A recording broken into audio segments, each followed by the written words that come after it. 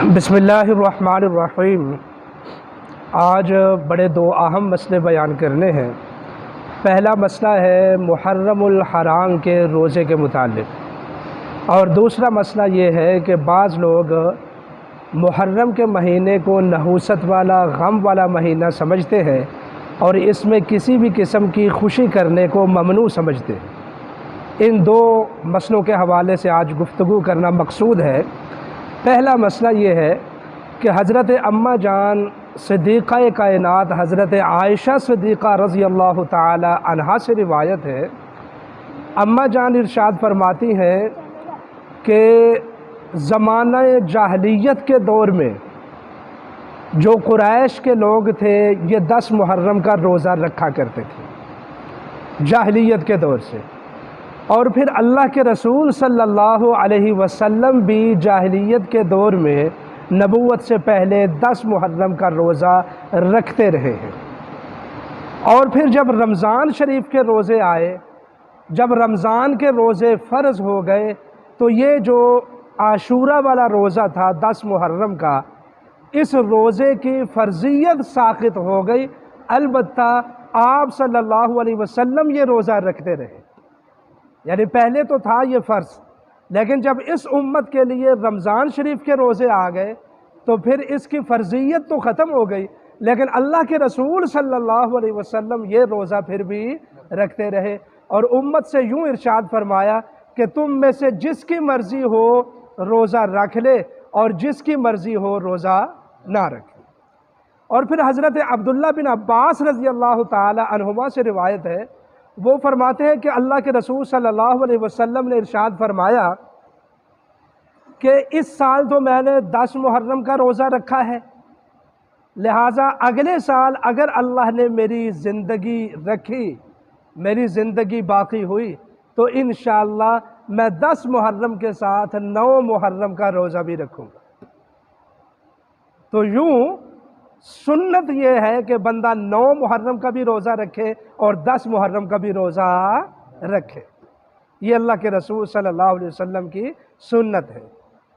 اور بہت بڑے علامہ ہیں حافظ ابن حجر عسقلانی رحمۃ اللہ علیہ، بخاری شریف کی شرح میں فتح الباری انہوں نے بخاری شریف کی شرح لکھی ہے، اس میں وہ بیان فرماتے ہیں کہ سب سے ادنا درجہ یہ ہے کہ بندہ 10 محرم کا روزہ رکھے، اور اس سے جو اوسط درجے کا درجہ ہے، جو درمیانہ درجہ ہے، وہ یہ ہے کہ بندہ 9 اور 10 کا بھی روزہ رکھے، یعنی 10 کے ساتھ 9 محرم کا بھی روزہ رکھے۔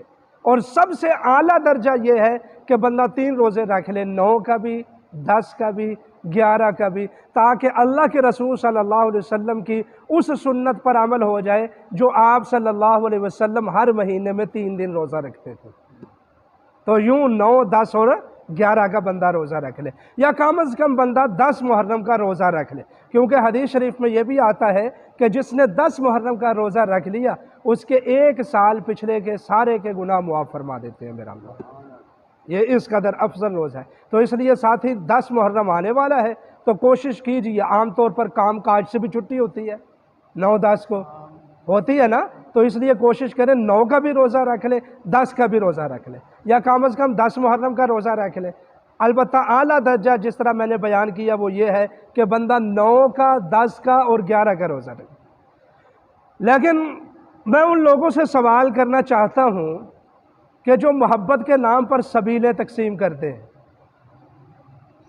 اور نان حلوے کھاتے ہیں، اہل بیت کا اور امام حسین رضی اللہ تعالی عنہ کا اور جتنے بھی شہدائے کربلا ہیں، میرا یقین ہے کہ انہوں نے اللہ کے رسول کی سنت کو نہیں چھوڑا ہوگا، کیونکہ اللہ کے رسول کی سنت ہے کہ آپ صلی اللہ علیہ وسلم 9 کا بھی روزہ رکھتے تھے اور 10 کا بھی روزہ رکھتے تھے، تو اس لیے ان کا 10 محرم کا روزہ تھا۔ اور یہ کون سی محبت ہے کہ بندہ وہ تو روزے کی حالت میں انہوں نے خون بھی پیش کر دیا، اور ہمارے لوگ ہیں جو محبت کے نام پر سبیلیں اڑا رہے ہیں، میٹھے اڑا رہے ہیں، نان حلوے چل رہے ہیں۔ بھائی یہ کیسی محبت ہے؟ اگر تم محبت ہی رکھتے ہو اہل بیت سے، اللہ کے رسول صلی اللہ علیہ وسلم سے عشق کا دعویٰ ہی ہے، تو پھر ان کی سنت پر عمل کریں، نہ کہ یہ کہ ان کے تو روزے تھے اور ہم یہاں میٹھے اڑائیں۔ بڑی بڑی یہاں سبیلیں لگائی جاتی ہیں، اور جو لوگ اس سبیل میں سے پانی نہیں پیتے ان کے اوپر فتویٰ لگایا جاتا ہے کہ اے اہل بیت نے گستاخ نے، اے اللہ کے رسول نے گستاخ نے، اے عاشق نہیں۔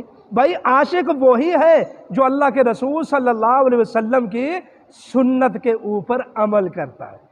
آئی سمجھ بات؟ ایک یہ مسئلہ ہو۔ اور دوسرا مسئلہ کیا ہے؟ بعض لوگ 10 محرم، بالخصوص 10 محرم کو اور بالعموم سارے کے سارے محرم کے مہینے کو نحوست والا مہینہ سمجھتے ہیں کہ یہ مہینہ ہے ہی منحوس، یہ غم و رنج کا مہینہ ہے، کیونکہ اس میں بہت بڑی شہادت ہوئی حضرت امام حسین کی، اور ہمارے بعض سنی بھی یہ سمجھتے ہیں کہ جناب والا اس میں 1 محرم کو حضرت فاروق اعظم کی شہادت ہوئی، 10 محرم کو حضرت حسین کی شہادت ہوئی، لہٰذا یہ جو مہینہ ہے یہ بڑا منحوس مہینہ ہے، اس لیے وہ اس میں کالے کپڑے پہنتے ہیں، کوئی خوشی نہیں کرتے، نہ منگنی، نہ شادی، نہ نکاح، نہ کوئی دعوت، اور منحوس سمجھنا اس کو۔ بات سمجھ آ گئی؟ بھائی اس کا اسلام کے ساتھ کوئی تعلق نہیں۔ سب سے بڑی اس کائنات کی شہادت امام الانبیاء، فخر الرسل، ساقی کوثر، شافی محشر، جناب محمد الرسول اللہ صلی اللہ علیہ وسلم کی ہوئی ہے۔ پوری امت کا اتفاق ہے کہ آپ صلی اللہ علیہ وسلم بھی شہید ہیں، کیونکہ آپ صلی اللہ علیہ وسلم نے اپنی آخری موقع پہ ارشاد فرمایا تھا کہ وہ جو مجھے خیبر کے مقام پر زہر دیا گیا تھا وہ میری انتڑیوں کو چیر رہا ہے۔ اس زہر کی وجہ سے آپ صلی اللہ علیہ وسلم کی وفات ہوئی، وہ کیونکہ جنگ کے موقع پر دیا گیا تھا، تو اس لیے اللہ کے رسول صلی اللہ علیہ وسلم بھی شہید ہیں۔ اب سب سے بڑی اس کائنات کی شہادت، سب سے بڑی موت، سب سے بڑی وفات وہ امام الانبیاء صلی اللہ علیہ وسلم کی ہے۔ ایسا ہی ہے کہ نہیں ایسے؟ اور وہ ربیع الاول کے مہینے میں ہے۔ اب کیا آپ لوگوں سے میں پوچھتا ہوں کہ آپ ربیع الاول میں خوشیاں کرنا چھوڑ دیتے ہیں؟ وہاں کیوں نہیں چھوڑتے؟ جبکہ سب سے بڑی موت، جبکہ سب سے بڑی شہادت اسی مہینے میں ہوئی ہے۔ ربیع الاول میں تو شادیاں بھی ہو رہی ہیں، منگنیاں بھی ہو رہی ہیں، دعوتیں بھی ہو رہی ہیں، پروگرام بھی منعقد ہو رہے ہیں، سیمینار بھی ہو رہے ہیں، ہاں جی، شادیاں بھی ہو رہی ہیں، ہر چیز ہو رہی ہے اپنی ترتیب پر۔ میرے بھائیوں، میرے دوستوں، ہر دن کوئی نہ کوئی سانحہ ہوا ہے، ہر مہینے میں کوئی نہ کوئی سانحہ ہوا ہے، ہر مہینے میں کسی نبی کی وفات ہے، ہر دن میں کسی نبی کی وفات ہے، کسی ولی کی ہے، کسی صحابی کی ہے، امت کے بڑے لوگوں کی ہے۔ تو اس لیے آپ صلی اللہ علیہ وسلم کا ارشاد ہے کہ کوئی دن منحوس نہیں ہے، کوئی وقت منحوس نہیں ہے۔ یہ لوگوں کی منہوں کی باتیں ہیں۔ اب میں آپ کو ایک حیران کن اپنا واقعہ سناتا ہوں، چھوڑیں لوگوں کی باتیں تو لوگوں کی ہوتی ہیں۔ میں اپنے والد گرامی حضرت مولانا شیخ التفسیر والحدیث مولانا عبد الرزاق رحمہ اللہ تعالی، ان کا میں آپ کو واقعہ سناتا ہوں، دودھ کا دودھ پانی کا پانی سامنے آ جائے۔ لدھے والا گرایا میں گاؤں ہے ایک بڑا، الحمدللہ ہمارے والد صاحب نے 20 سال سے زیادہ اس گاؤں میں کام کیا ہے۔ بڑے لوگوں نے ہمارے والد صاحب کے ہاتھ پر الحمدللہ دعوت توحید کو قبول فرمایا۔ تو اس گاؤں میں ہمارے والد صاحب اپنی رڑی جوانی میں تشریف لے گئے تھے، شادی سے پہلے ہی۔ بڑا جوش تھا، قرآن پاک کا علم بھی تھا، حدیث کے ماہر بھی تھے۔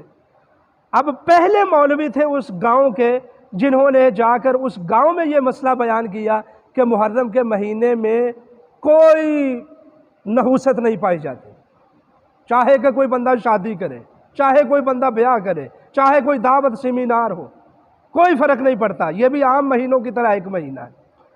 جناب وہاں کے لوگوں نے ہمارے والد صاحب کے اوپر کفر کے فتوے لگائے اور یہ چیلنج کیا کہ اگر آپ یوں ہی کہتے ہیں نا آپ کی شادی ہونے والی ہے تو پھر 10 محرم کو شادی کر کے دکھاؤ۔ تو پھر وہ دن آیا جس دن 10 محرم تھا اور ہمارے والد صاحب کی شادی کے دن آ گئے۔ انہوں نے کہا کہ میری شادی تو 10 محرم کو ہی ہونی چاہیے۔ لوگوں نے منع کیا کہ اختلاف کا خدشہ ہے، کوئی اور دن رکھ لے، لوگ تالیاں بجائیں گے۔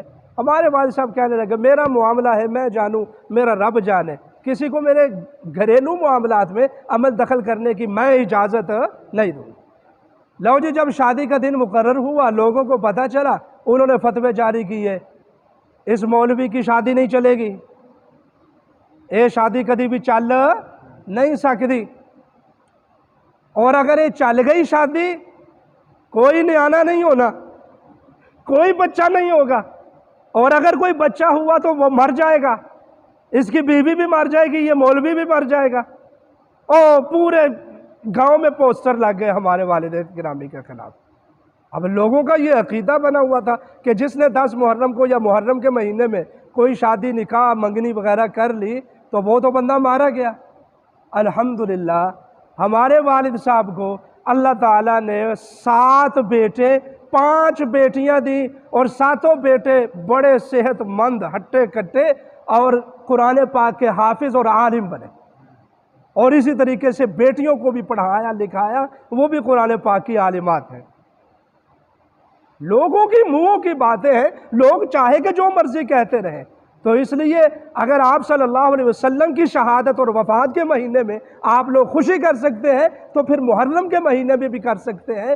کوئی دن کوئی مہینہ نحوست والا نہیں ہے، یہ لوگوں کی منہوں کی باتیں ہیں، اس کا حقیقت کے ساتھ کوئی تعلق نہیں۔